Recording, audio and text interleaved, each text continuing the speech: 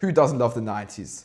The time where you still had satisfying clunking sounds when you started a movie, when you got your movies from Netflix, but not like today, and a time filled with nostalgia for most of you. Well, except I wasn't even born yet. So all of the nostalgia for me came with the 2000s Pixar movies, not watching Tom Hanks running. But because I'm a really super serious movie critic, I've obviously also watched a couple of the 90s classics, and I have to say, I didn't enjoy all of them, and you will probably hate me for at least one of my takes. The format of this video is really simple. I will be discussing 3 classics that I think don't really hold up anymore today, and 3 that I think do. And because just naming all of the biggest classics as the ones that hold up would be too easy, I'm going to name some that are less well received movies. I'll be alternating between under and overappreciated movies. I'm sorry, but how is this movie considered to be good? I was so excited to watch Independence Day after having enjoyed Bad Boys, and I was just really disappointed. I really wanted to like it, but there were so many things that pulled me out of the immersion. The VFX, for instance, just looked so outdated. This movie just showed me how far we've come from then.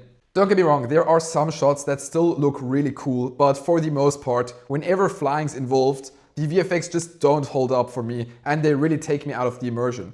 Because of that, I start to focus on the story, and once you do that, you lose. The movie is very surface level plot-wise. I mean, everything plays out as you expect it to. For someone who's already been oversaturated by these alien invasion movies, this concept just doesn't really hit a nerve anymore.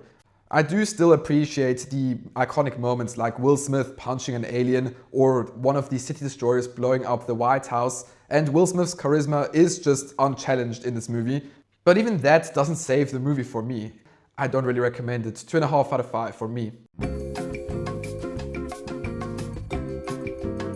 This one's pretty simple. If you absolutely adore Rocky, you'll love Cool Runnings. I feel like people really gloss over this one as one of the best in the 90s, because the movie's just incredibly charming. And yes, the plot is very similar to every underdog sports movie ever, but to me it still feels fresh when you combine it with the ridiculous premise of Jamaicans wanting to win a bobsleigh race. That adds a very fresh and cute touch to the movie and sets up a lot of fun gags. The actors are all really good and rock the comedy scenes, and in terms of visuals, because the movie's premise is so grounded, the movie still just looks good to this day. Cool Runnings doesn't want to be taken too seriously, it just wants to be fun, and unlike Independence Day, it does that till this day without looking outdated, which is why I think this is definitely among the top sports movies. 4 out of 5 for me. Now, this is where it starts to get a little more controversial. I'm not the biggest fan of The Fifth Element. Look, that doesn't mean I think this is a bad movie. In fact, I think it's a pretty good one, but it isn't the masterpiece that a lot of people think it is. Something just doesn't click with me the way it does with a lot of other people. Now, on top of that, the VFX are great sometimes, but other times they just really take me out of the movie because they're not all that good. Otherwise, the story is really entertaining. Bruce Willis is top tier, so a good movie, but definitely shows signs of age, and I don't think it's as good as everyone thinks it is. 3.5 out of 5 for me. We all love the first Jurassic Park, right? Well, I can only speak for myself, and that was my first PG-13 movie, and I absolutely adore it. It's definitely the best of the franchise, and many say it should have ended after the first one. I don't agree. I think The Lost World is a worthy sequel to the first one, and it's one of the rare sequels that are actually different from the original. They change the main character to Ian Malcolm, who is played by Jeff Goldblum. So we go to the island, but this time for a different reason, because Ian Malcolm wants to get his girlfriend off the island. She's there because she now wants to document the dinosaurs and see what species are left, which I found is a very interesting approach for a sequel. The world is also expanded in the sequel, with us now getting to know more about the company InGen and what their motives are, though they are pretty basic.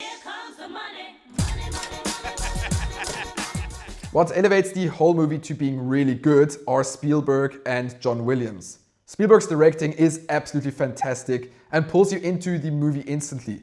And then add John Williams' score, which is on the same level as the first one in my opinion, and the movie goes from an okay sequel to an actual standout of the 90s that I think far too few people are just talking about. For me, it's a 4 out of 5. Now, if you enjoy my content or you're new to the channel, please subscribe. I'm trying to reach 1,000 subs by the end of 2026, and every sub counts. I'd be so grateful. Now onto the last two, which I think are the most controversial picks. So before you trash me in the comments, let me explain. I like Good Will Hunting. I think it's a good movie. I just don't get where ratings like these come from.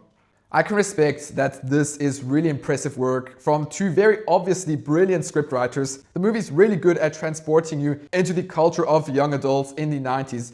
Also, it's just a really nice feel-good movie with brilliant performances, especially Robbie Williams, who just shows that he is a really good dramatic actor. Also, the script is really brilliant, and like I said, it really gives you a nice view into the world of young adults living in Boston and how they think. But I have to say, the movie just didn't reach me emotionally, and I don't know why. It should have been there, the writing, the characters, the performances, but somehow I just couldn't connect with them. I think it just comes down to how familiar this movie feels. And that's not Good Will Hunting's fault.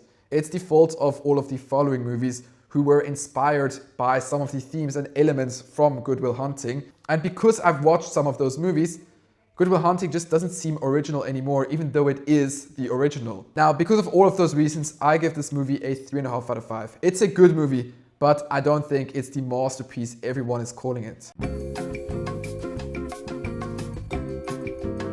Now this one really works. I know that Men in Black is considered to be a good movie, but I think people just aren't giving it the love it really deserves and just write it off as a fun 90s sci-fi comedy.